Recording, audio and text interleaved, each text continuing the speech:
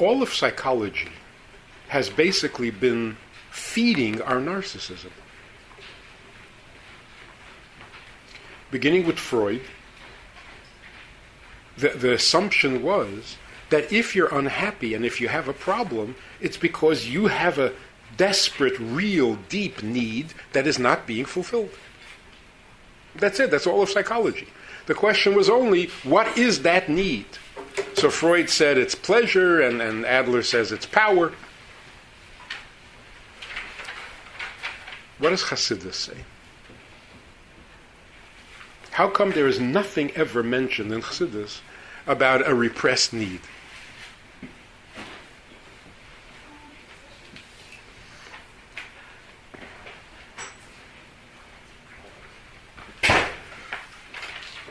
The truth of human psychology is that the field of psychology has not gone far enough. There are needs that human beings have, and when we don't satisfy those needs, we get frustrated. But is that the whole story? These geniuses, and they were geniuses, understood that there is a subconscious mind, that there's a lot of stuff going on beyond the conscious, and they opened up this whole thing, and people were just fascinated by, wow. But they stopped there, and that's a terrible mistake.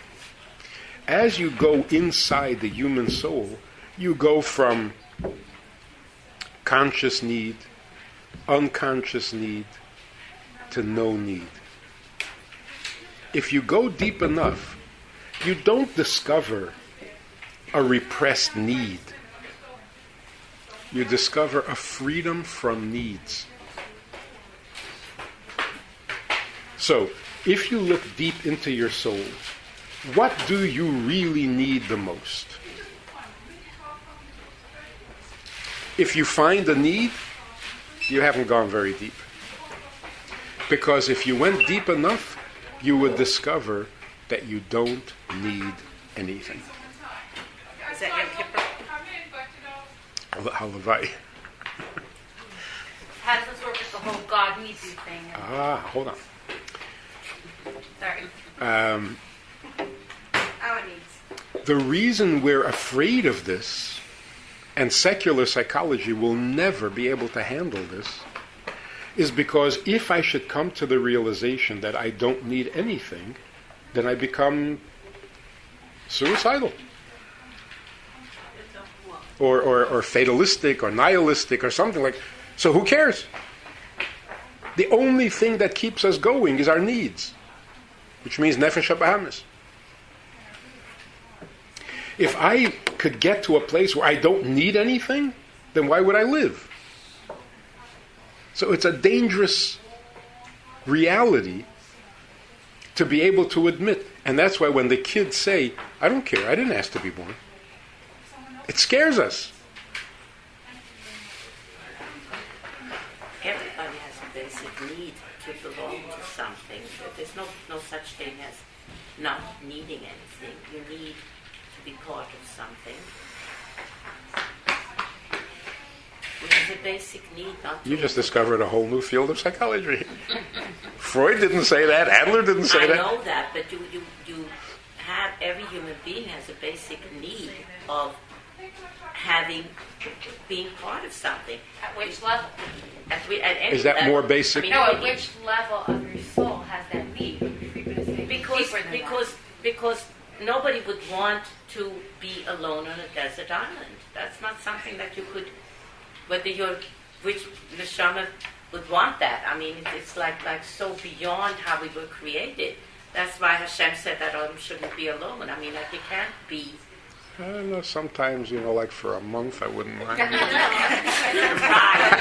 Okay, yeah. An island alone sounds pretty. No, but really, like that's a basic human need. I think that's more important Is it more than shelter.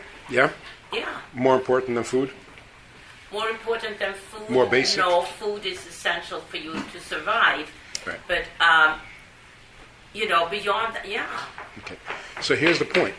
You get to a place in your neshama, what these kids are saying, I didn't ask to be born. So you want me to eat so that I'll survive?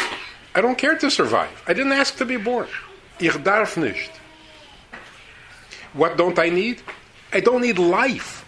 And you're trying to convince me that I should do many things for life. Ich will nicht. In other words, I didn't ask to be born, so I'm already upset that I'm here. Now you want me to clean up my room? Are you kidding?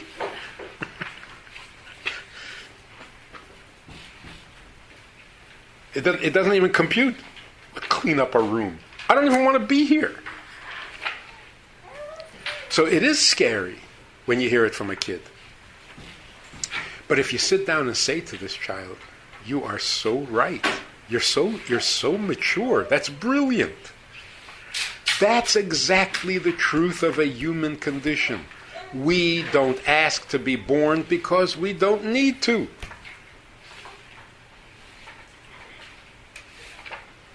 So why am I here? I like Viktor Frankl's philosophy. They're all true. No, he's really... He's the best. Yeah. Yeah. The answers for meaning. Yeah. So his basic human need is much more noble than Freud's. Yes. But there's a place beyond that as well. And maybe not. The one thing missing is that he doesn't tell you what that meaning is. Yeah, it does. He tells you to find meaning. He defined meaning. The Rebbe liked his book. I know.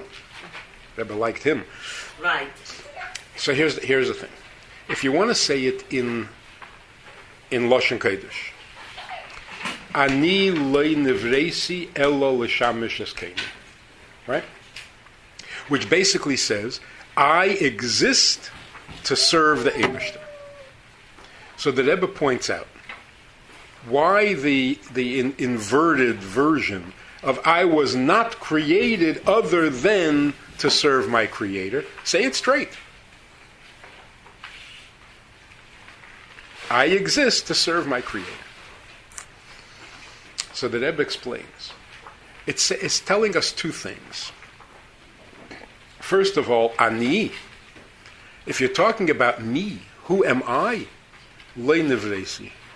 Do me a favor, don't create me, I'll never complain. Ani le nivresi. For my sake, as far as I'm concerned, I don't need to be born, I don't want to be born, don't do me no favors. Ella, why then am I here? L'shamish eskeini. Which means two things. Number one, I am needed, not I have needs. That is the ultimate truth of the human psyche. It used to be called elokus.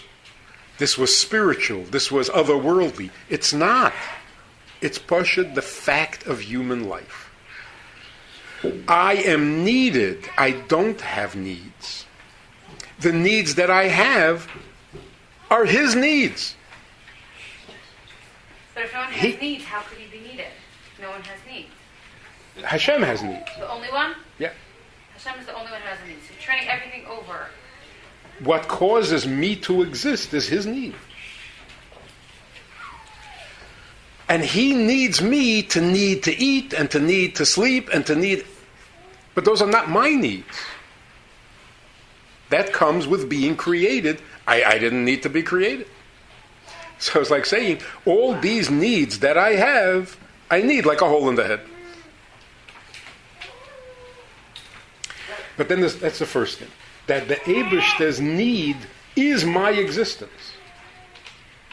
Otherwise, don't do me no favor. The result of that is, the only thing that I do need is to know what he needs me for.